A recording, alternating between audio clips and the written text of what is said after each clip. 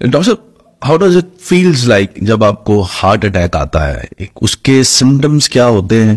وہ تکلیف کتنی سویر ہوتی ہے؟ بندے کے پاس وقت کتنا ہوتا ہے اپنی جان بچانے کے لیے, اور اس کو سب سے پہلے کیا کرنا چاہیے؟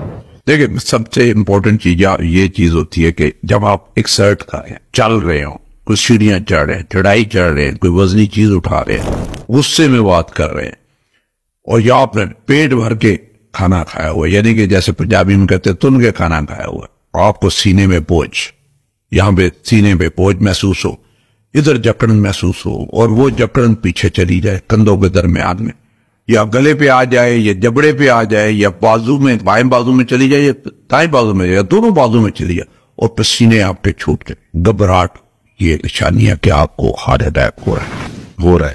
جو ایکٹیویٹی ہے, جو کچھ کام کر رہے ہیں, اس کو ادھر ہی روک دیں. ٹھیک ہے. کئی دفعہ صرف ریسٹ کرنے سے وہ پین ٹھیک ہو جاتا ہے, اور جو پروسیس ہے ادھر ہی رک جاتا ہے. اچھا. اور پھر آپ کے پاس ٹائم ہوتا ہے کہ آپ ڈاکٹر کے پاس جا کے اپنی بیماری کی تشخیص کروا لیں, ٹیسٹ کروا لیں.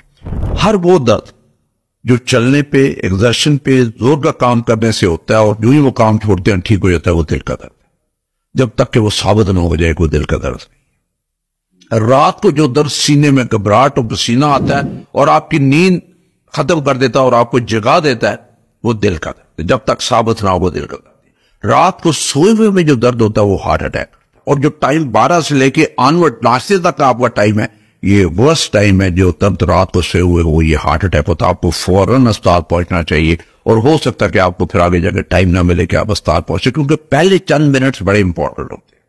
وہ کلاٹ ہوتا ہے, کلاٹ بن کے ہارٹ ڈیمیج ہو رہا ہوتا ہے, پھر کئی دفعہ اس ڈیمیج کی وجہ سے, ہارٹ اٹیک کی وجہ سے دل کی دھڑکن خراب ہو جاتی ہے, یا دل بند ہو جاتا ہے. وہ نوبت آنے سے پہلے آپ کا علاج ہو جانا چاہیے, آپ کو اسپتال پہنچ جانا چاہیے. اور اسپتال جس میں بھی جائے, وہ اسپتال کو پتا ہو کہ میں نے دل کی مریض کی جو ہے وہ تشخیص کیسے کرنی ہے, اور میں نے ڈائگنوز کیسے کرنا, ڈائگنوز کر اس کا علاج کیا شروع کرنا. Do we have 5 minutes to reach hospital? جی بالکل. اچھا, کئی دفعہ ہوتا ہے کہ آپ دیکھیں, گھر میں نے ایک ایمرجنسی کٹ ڈیوائس کی ہوئی ہے جو کہ ہر گھر پہ ہونی چاہیے. وہ آئی تھنک اس پروگرام میں, آپ کے پروگرام کی وساطت سے ہر بندے کے پاس ہونی چاہیے. ایک اینجیسٹ گولی ہوتی ہے جو دل کا مریض زبان کے نیچے رکھتا ہے جب درد ہوتا ہے, جسے خون پتلا کرتا ہے. جی نہ وہ خون نہیں پتلا کرتا. اچھا, نالی کھولتی ہے. اچھا, نالی کھول زبان کے نیچے رکھتے ہیں.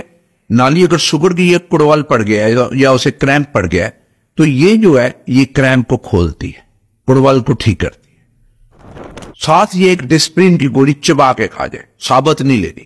ثابت لینے میں وہ ٹائم, اس کا اثر ہونے میں ٹائم لگتا ہے. اس کو چبا کے کھا جائے.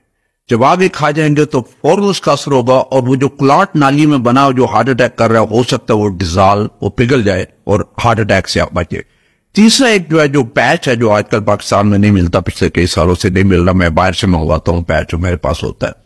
وہ پیچ ہوتا ہے کہ پلتا ایک ہوتا ہے, جو کہ آپ نے پلاسٹر سینے پہ بائیں طرف لگانا ہوتا ہے. اس میں دوائی, وہ دوائی آپ کے جلد کے تھرو جذب ہوتی ہے, جذب ہو کے آپ کی خون کی نالی میں جاتی ہے, اور وہاں پہ اس میں جو دوائی ہوتی ہے وہ نالی کو کھولتی ہے. جو زبان کی نیچے رکھنے والی گولی ایڈجسٹ کرتی ہے, یہ جو ایسے ڈرپ ہوتی ہے آپ کو جب استان میں لگتی ہے ہارٹ اٹیک کے لیے, یہ وہ ڈرپ ہے جو ادھر ہوتی ہے, اور یہ فوراً پیچ لگا لینا چاہیے.